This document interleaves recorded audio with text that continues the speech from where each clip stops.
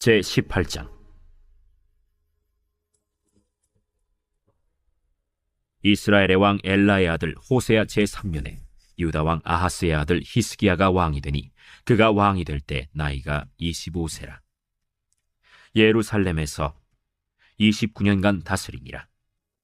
그의 어머니의 이름은 아비요 스가리아의 딸이더라.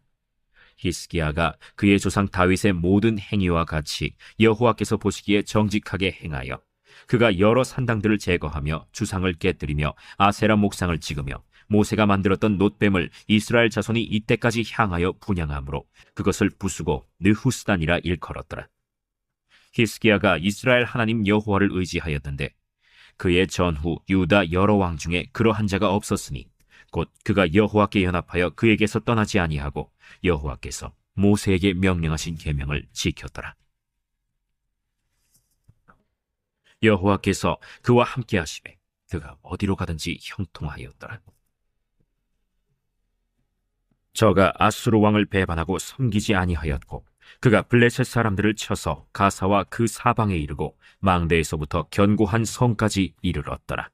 히스기야 왕 제4년 곧 이스라엘의 왕 엘라의 아들 호세아 제7년에 아수르의 왕 살마네셀이 사마리아로 올라와서 애워쌌더라. 3년 후에 그 성읍이 함락되니 곧 히스기야 왕의 제6년이요 이스라엘 왕 호세아의 제9년에 사마리아가 함락되매 아수르 왕이 이스라엘을 사로잡아 아수르에 이르러 고산 강가에 있는 할라와 파골과 메대 사람의 여러 성읍에 두었으니 이는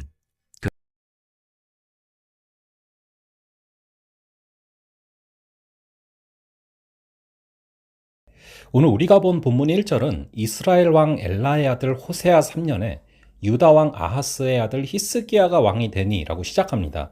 이제는 또다시 유다의 역사로 바뀌는데요.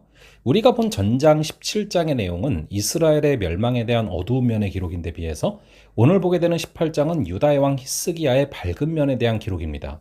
암울하고 비참한 이스라엘의 패망 역사를 보다가 이 유다의 역사를 보고 있노라면 얼마나 시원한 느낌이 드는지 모릅니다. 답답한 가슴이 뻥 뚫리는 느낌이 드는데 왜 그렇습니까?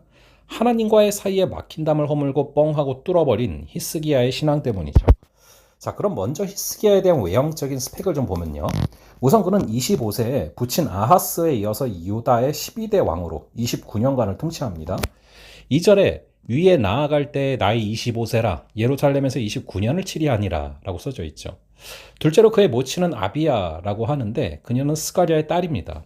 이 스가랴라는 분은 학사 겸 제사장인 에스라와 같은 레벨의 실력을 가지신 분으로서 역대하 26장 5절에 보시면 하나님의 묵시를 밝히 하는 스가랴의 사는 날이라고 써져 있는 것을 보아서 알 수 있듯이 성경의 박사니까 그의 딸 아비야가 그의 영향으로 신앙의 어머니가 되었음이 명백합니다.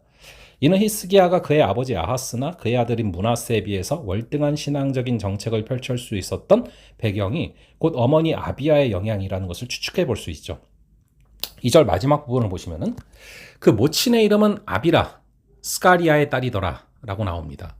셋째로 그는 다윗 왕의 모든 행위와 같이 여호와 하나님 보시기에 정직히 행하였습니다. 3절에 그 조상 다윗의 모든 행위와 같이 여호와 보시기에 정직히 행하여 하나님을 섬기죠. 대개 유다의 왕들에 대한 평가를 보면은 다윗 왕의 행위가 기준이 되는데 주로 두 가지 패턴으로 나뉘게 됩니다. 하나는 상대 칭찬의 평가죠. 요아스, 아마시아, 우시아, 요담 같은 왕들인데 이들은 정직히 행하였으나 하는 평가는 받지만 다윗 왕의 행위를 기준한 것은 아닙니다. 다음은 절대 칭찬의 평가인데요.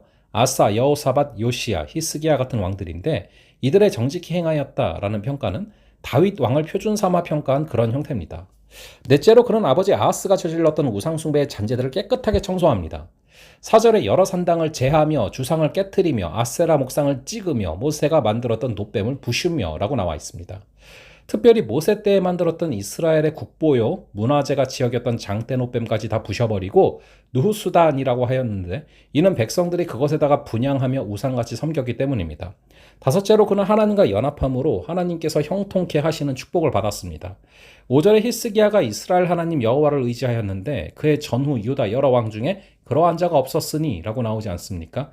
하나님께 칭찬받은 사람의 모델이 되는 것이죠. 그러면 이제 히스기야의 외형적인 이야기를 통해서 내면적인 문제를 한번 생각을 해보면 좋겠는데요. 신앙의 본질에 관한 것입니다. 신앙은 철저히 개인적이라는 사실입니다. 무슨 말입니까? 신앙은 혈통으로 유전되거나 육정을 따라서 세습되는 것이 아니라는 말이죠.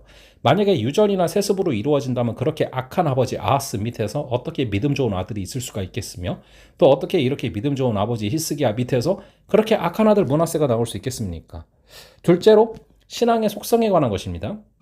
신앙은 철저히 교육적이다라는 사실입니다. 이 무슨 말입니까? 이스라엘 백성들의 특징은 혈통주의보다는 신앙주의가 훨씬 강합니다.